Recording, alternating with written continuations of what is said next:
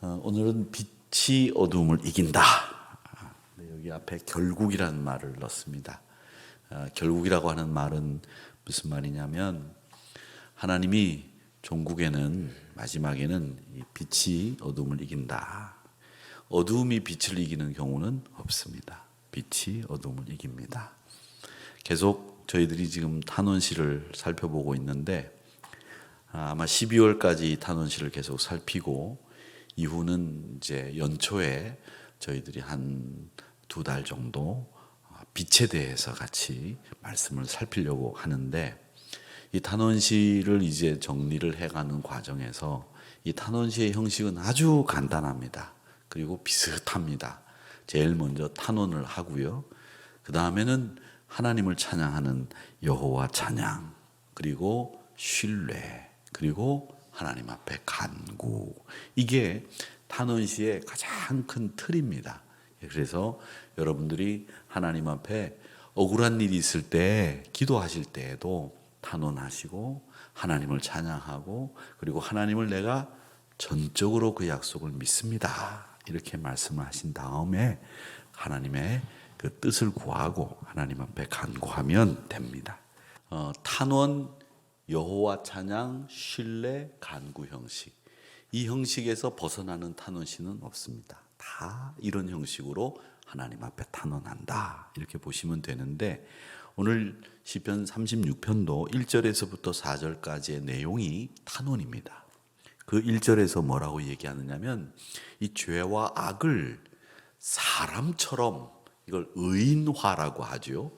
사람처럼 묘사를 해뒀어요. 악인의 죄가 그의 마음속으로 이르기를. 그러니까 악인의 마음속에 있는 죄가 그 마음속으로 스스로 사람인 것처럼 이르기를 뭐라고 얘기하느냐. 악인의 눈에는 하나님을 두려워하는 빛이 없다. 이렇게 악인이 가지고 있는 그 죄가 말하고 있다. 이렇게 얘기를 하고 있습니다. 죄라고 하는 녀석이 보아도 이 악한 일을 하는 사람 그 눈에는 하나님을 두려워하는 빛이 전혀 없다는 거죠. 그래서 이걸 성 어거스틴은 이 말씀을 가지고 아주 잘 해석을 해 놓으셨어요. 뭐라고 해석했느냐면 하나님을 두려워하는 공간이 아주 없다는 거예요. 즉 우리 마음, 우리 몸 안에 하나님을 두려워하는 공간이 없다는 말은 우리 머리부터 발끝까지 어디에도 하나님을 두려워하는 공간이 없는 거예요. 그래서 하나님을 무서워하거나 두려워하는 마음이 없기 때문에 어떻게 되느냐? 자기 중심, 그리고 자기 숭배의 사람이 된다는 겁니다. 이것도 일종의 눈이 머는 겁니다. 삶이 자기 기준이 되면 안 되는 겁니다. 우리 그리스도인들은 삶이 자기 중심이 아니라 하나님 중심의 사람들인 줄 믿습니다. 말씀 중심, 하나님 중심, 이렇게 사는 사람들이 우리 그리스도인들인데 이렇게 하나님을 두려워하지 않으니까 자기 중심으로 사는 거예요. 자기 위주로 사는 거죠. 이 가수 박진영이라는 분이 계시죠? 생기기는 희한하게 생겼죠? 죄송합니다만은 여기 계신 분들 중에 박진영보다 못생긴 분은 아무도 없습니다. 참 특이하게 생겼는데 저는 이렇게 화면이 바뀌면서 박진영 얼굴이 나올 줄 알았는데 안 나오네요. 너무 잘하는 얼굴이라 안 보여주는 모양입니다만. 근데 그 양반이 참 재미있는 말을 했어요. 뭐라고 했느냐면 사랑해서 행복한 사람이 이 세상에 있다. 그리고 사랑해서 슬프고 힘든 사람이 있다. 그랬습니다. 여러분은 사랑해서 행복한 사람입니까? 아니면 사랑해서 슬프고 힘든 사람입니까? 사랑해서 행복한 사람이셔야 되겠죠. 그런데 사랑해서 힘들고 슬픈 사람도 있어요. 짝사랑하는 사람. 나는 무진장 사랑하는데 그 사람이 내 마음을 안 알아줘. 그래서 사랑해서 슬프고 힘든 거죠. 또 사랑해서 내가 참 아끼고 정말 그 사람 없으면 못 살 것 같은데 그 친구는 늘 삐딱선을 타. 내 말을 안 들어. 잘못된 자식을 가지고 있는 부모의 마음이 그럴 거예요. 내 자식 사랑하는데 이 녀석이 잘 크고 잘 살면 좋겠는데 잘 살지를 못하고 있으니 그 녀석 때문에 행복하지 못한 그 부모님의 마음이 사랑해서 슬프고 힘든 사람이겠죠. 자, 그렇다면 여러분, 사랑해서 여러분들이 행복해 주셨으면 좋겠는데 사랑해서 슬프고 힘들다고 그 사랑을 거두시겠습니까? 아니죠. 대부분 보면 사랑해서 슬프고 힘든 분들은 그 사랑을 거둘 수가 없어요. 우리 주님이 그러셨습니다. 우리 하나님이 그러셨어요. 우리를 너무 사랑하시기 때문에 이 사랑을 거둘 수가 없어서 내가 어떻게 하면 이 친구들을 더 사랑할 수 있을까? 이 친구들이 나를 사랑할 수 있게 만들 수 있을까? 내 아들을 내어놓는 방법밖에 없겠구나. 그래서 그리스도 예수를 우리를 위해서 내어주셔서 그 슬프고 힘든 사랑을 아름답고 복된 사랑으로 만들어주신 거예요. 그렇기 때문에 여러분, 내가 사랑하고 또 좋아하기 때문에 힘들고 어렵다고 내가 그걸 거두면 그건 자기 위주의 사람이죠. 여러분, 사랑은 원래 힘들고 어려운 거예요. 사랑해서 행복한 사람들이 되면 참 좋겠는데 사랑하게 되면 슬프고 힘들고 사랑하면 견뎌야 되고 참아야 돼요. 그런데 우리는 요즘에 보면 이 참아내지를 않아요. 사랑하면 내가 사랑하는 그 감정만 소중하게 생각하지 사랑하는 것을 가지고 내가 그를 위해서 참아주고 그를 위해서 견뎌주는 이런 모습들이 없단 말이죠.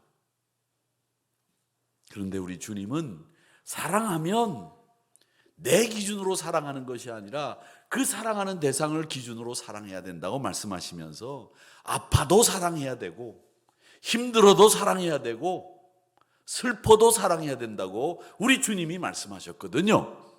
그렇기 때문에 여러분, 아프셔도 힘들어도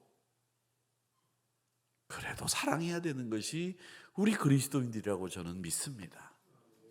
그러기에 사랑하는 우리 성도 여러분, 하나님을 두려워하는 공간이 없는 악한 사람들처럼 자기 위주로 생각하지 마시고 하나님을 두려워하는 빛을 가진 그리스도인답게 아파도 사랑하고 힘들어도 사랑하는 저와 여러분들이 되시기를 주님의 이름으로 축복합니다. 오늘 시인은 이렇게 단언하고 있어요. 4절을 한번 읽어보겠습니다. 우리 같이 읽어보겠습니다. 시작. 그는 그의 침상에서 죄악을 꾀하며 스스로 악한 길에 서고 악을 거절하지 아니하는도다. 이 말씀이 재미있는 표현이 침상에서 죄악을 꾀하며 라는 말씀입니다. 이 말씀은 무슨 말씀이냐면 이런 말씀이에요. 잠을 자면서 내일 아침에는 누구를 골탕 먹일까? 누구를 힘들게 할까? 자면서부터 내일 아침에 악한 일을 할 것을 도모하고 생각한다는 거예요. 이게 침상에서 죄악을 꾀하며 라는 말의 뜻이에요. 여러분들은 내일 아침에 일어나면 내가 가가지고 목사님 집 앞에다가 이 줄을 하나 걸어놓고 나오다가 탁 걸려가지고 코가 깨지게 해드려야지, 이런 생각 안 하시죠? 제가 예를 들어서 말씀드리는 거지만 내일 아침에 말이지, 교회 올 때 말이지, 우리 부목사님 중에 말이지, 우리 정용호 목사님이 말이지, 내일 아침에 날씨가 춥다고 하니까 이 길이 좀 미끄러울 테니까 거기다가 미끄럽지 않게 이렇게 만들어 놓고 가다가 탁 걸려가지고 그냥 코가 깨잖아. 저녁에 잘 때 그렇게 생각하시는 분들 없으시죠? 그런데 악한 사람들은 제가 우스갯소리처럼 얘기했던 이런 일들을 밤에 자면서 아침에 저지를 악을 꾀한다는 거예요. 그러니까 얼마나 나쁜 것을 꾀하고 있는지를 알 수 있죠. 이런 일을 하는 사람들은 또 합당한 변명을 할 수 있습니다. 여러분, 하나님, 성도 여러분, 세상 보세요. 가난, 질병, 전쟁, 재난, 이런 걸 보면 하나님이 계신 것 같지 않아요.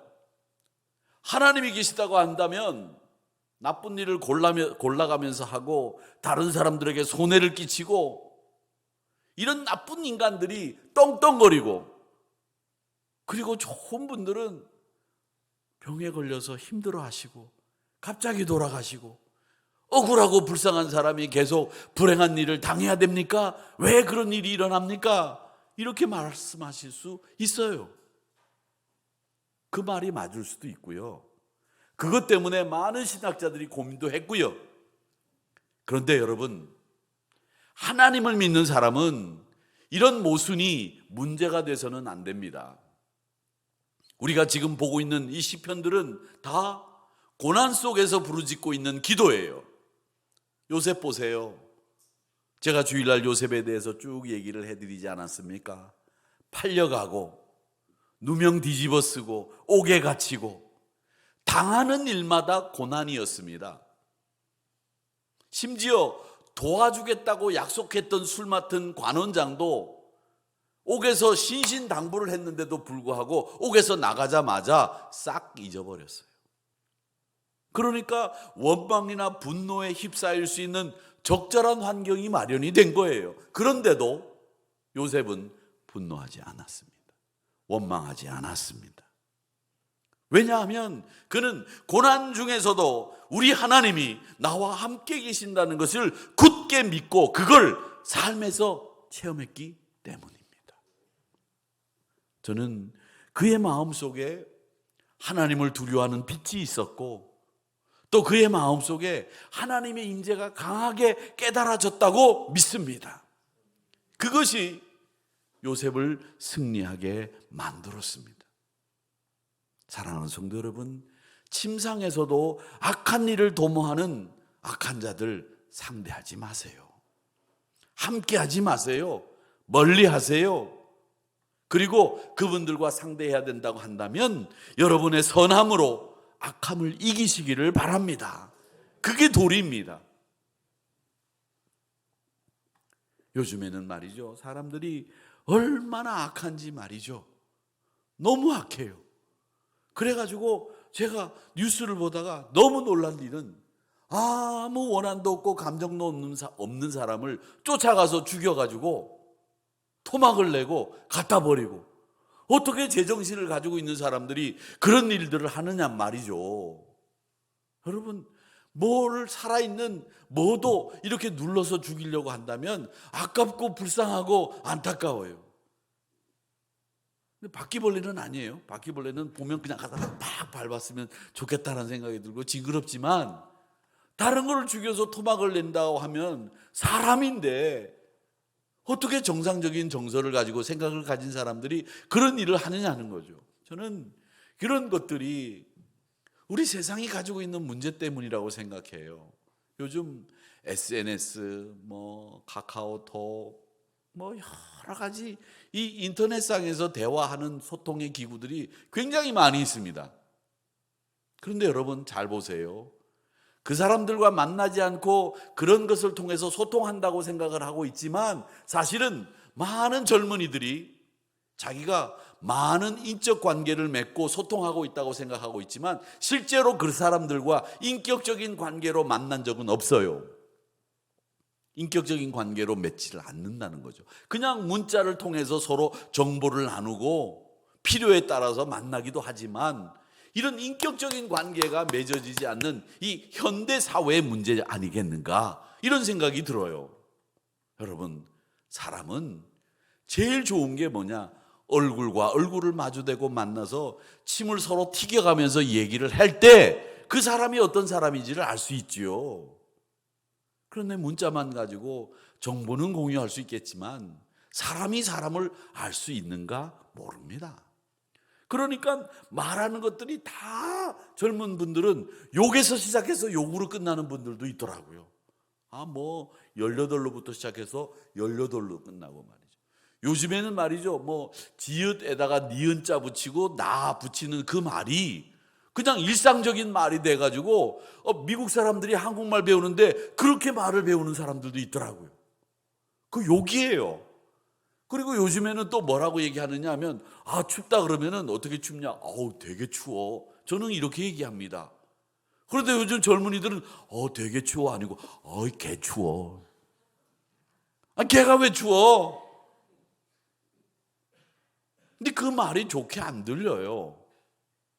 우리 젊은 교육전사님들 그런 말 많이 쓰는 사람들 주변에 있지요. 그렇지요? 네. 개 추워, 개 더워, 개 배불러. 그지요? 앞에 자에 왜 개자를 붙이냐고. 개가 뭘 잘못했다고. 이쁘기만 한데 쓰지 마세요. 무척 더워. 얼마나 좋아요. 무척 춥다. 오늘 무척 춥지요? 이렇게 얘기하면 제가 정상적으로 묻는 거죠. 목사가 여러분들한테 여러분 오늘 개 춥지요? 되겠어요? 그런데 언어부터 사람들의 마음이 강팍해져 있는 거죠. 욕하고 싶은 마음이 여기까지 있는데 그런 식으로 자기 마음속에 있는 응어리들을 풀어나가는 거예요. 사랑하는 성도 여러분, 선함으로 악함을 이기시기를 축원합니다. 자, 그런 다음에 시인은 다시 여호와를 찬양해요. 그러면서 여호와를 신뢰합니다. 5절에서부터 9절까지 말씀인데 5절을 한번 읽어보도록 하겠습니다. 시작. 여호와여, 주의 인자하심이 하늘에 있고 주의 진실하심이 공중에 사무쳤으며, 이렇게 되어 있는데 여기에서 우리가 보아야 될 말씀이 있습니다. 뭐냐 하면 우리가 하나님을 찬양하는 이유가 두 가지가 이 말씀 속에 들어있어요. 두 가지가. 하나는 뭐냐? 주의 인자심이 있기 때문에 여호와를 찬양한다. 또 한 가지는 주의 진실하심이 있기 때문에 여호와를 찬양한다. 이 두 가지 이유가 있어서 우리는 주를 찬양한다. 이렇게 할 수 있는 겁니다. 자, 그런데 주의 인자하심이, 주의 진실하심이 있어서 여호와를 찬양한다고 얘기하시고 있는데 주의 인자심이 어디에 있다고요? 하늘에. 주의 진실함이 어디에 있다고? 공중에 사무쳤다. 이 말씀이 뭐냐? 하늘에 있고 공중에 사무쳤다는 말은 뭐냐면요, 끝이 없단 말이에요. 한이 없단 말이에요. 그래서 하나님의 인자하심은 끝이 없고 주의 진실하심은 한이 없다. 이 말씀을 하시고 있는 겁니다. 그래서 시편 기자는 내가 하나님을 찬양합니다. 이렇게 말씀하고 있는 겁니다. 사랑하는 성도 여러분, 여러분 삶에도 마찬가지입니다. 주의 진실하심과 인자하심이 끝이 없고 한이 없기 때문에 여러분들 하늘에 사무치고 공중에 사무쳐 있는 그 주의 인자하심과 진실함 때문에 주를 찬양하는 여러분 되시기를 축원합니다. 우리 마라나타 찬양팀들이 금요일마다 나와가지고 찬양을 하는데 제가 보니까 우리 금요일날 심야 기도에 우리 교인들의 10분의 1도 안 나오는 것 같아요. 다 어디로 가셨는지, 다 어디 가셨을까? 오늘은 추워가지고 못 나오셨나 보다. 그래서 제가 이제 부목사님들한테 내일 야단을 칠 건데 내일 야단을 이제 많이 맞을 거예요. 전도사님들하고 야단 맞을 거예요. 우와! 그러면 제가 야단을 치면 이제 우리 부목사님들이 예, 알겠습니다.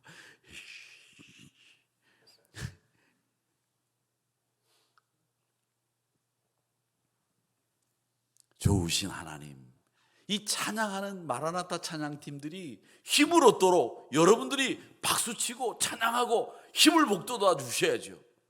그래야 되는데 그냥 찬양하는 사람들도 그렇고 그냥 마라나타 찬양팀이 힘이 없게 만든단 말이에요. 제가 그래서 뒤에서 마라나타 찬양팀 힘내라 힘내라 제가 그렇게 속으로 막 외쳤어요.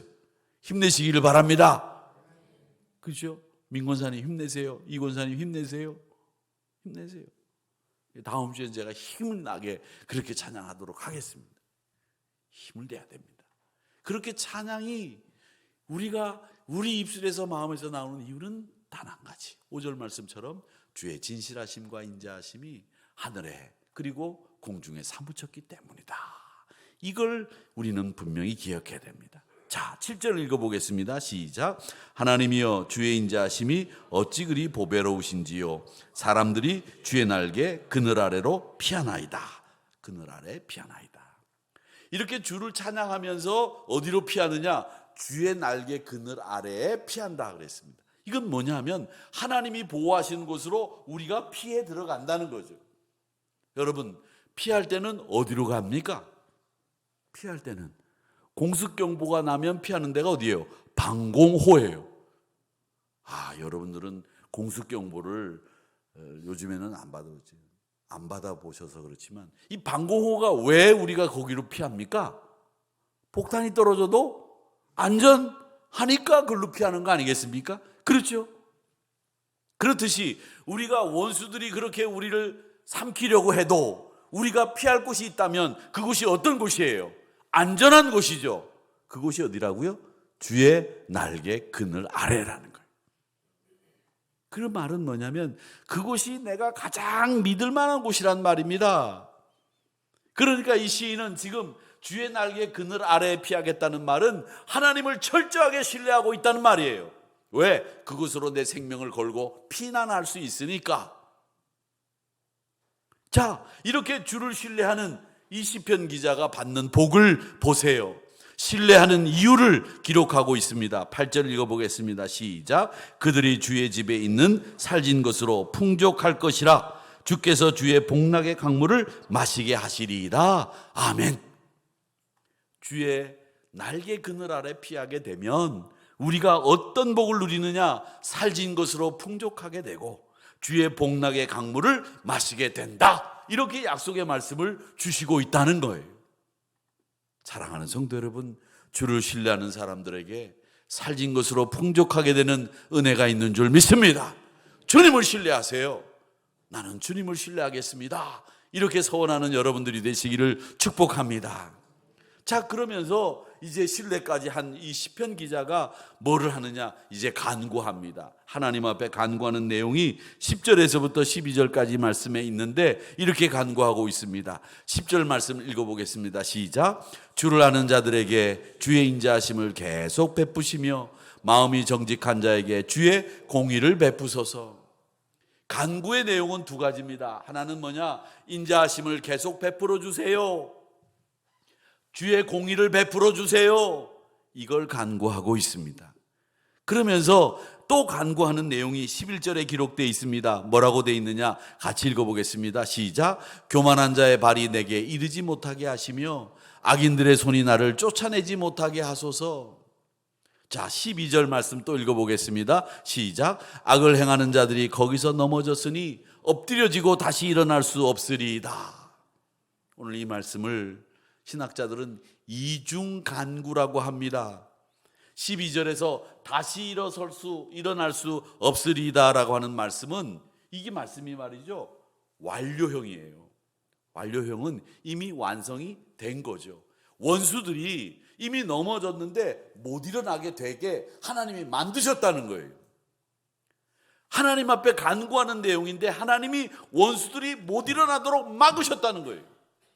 사랑하는 성도 여러분, 하나님의 은혜가 이렇게 큽니다. 생명의 원천이 주께 있음을 믿습니다. 우리 삶의 모든 것은 하나님의 은혜 가운데 있음을 기억하시기 바랍니다. 어둠이 빛을 못 이겨요. 빛이 어둠을 이기게 되어 있습니다. 그렇게 믿고 승리하는 우리 한우리 성도님들이 다 되셔서 주 앞에 간구하실 때마다 주의 인자하심과 진실함 때문에 찬양하시고 주의 날개 그늘 아래 피하시는 여러분들 되시고, 그렇게 주의 날개 아래 피하시는 분들에게는 살진 것으로 풍성하게 그리고 복락의 강물을 마시게 하시는 하나님의 은혜를 맛보아하는 여러분들이 되시기를 축원합니다. 그래서 이 시편 36편은 참 좋은 말씀들로 구성되어 있거든요. 복락의 강물, 살진 것으로 풍성, 이렇게 만들어주는 주를 신뢰하는 하나님의 은혜를 여러분도 함께 마음껏 누리시기를 주님의 이름으로 축복합니다.